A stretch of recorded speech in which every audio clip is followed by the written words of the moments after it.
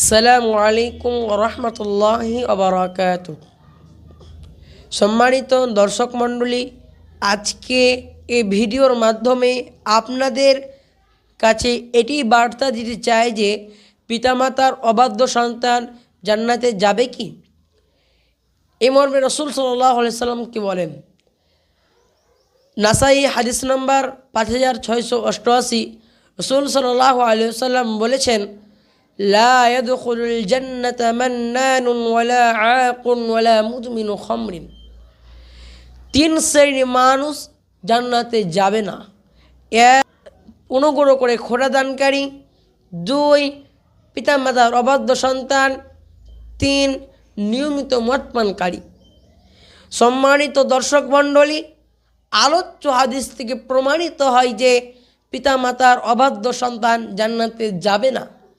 একজন মানুষ যতই বড় ইমানদার হোক না কেন, যদি তার প্রতি তার পিতামাতা অসন্তুষ্ট থাকে, তাহলে আল্লাহ তার প্রতি অসন্তুষ্ট হয়ে যায়। আর আল্লাহ যার প্রতি অসন্তুষ্ট হয়ে যায়, তার থাকার জায়গা হলো জাহান্নাম। এই জন্যই আল্লাহ রাসূল সাল্লাল্লাহু আলাইহি ওয়াসাল্লাম মুআজ বিন জাবালকে বলেছেন, হে মুআজ, তুমি তোমার পিতামাতার অবাধ্য হবে না, যদিও তোমার পিতামাতা পরিবার ও সম্পদ থেকে বের করে দেয়।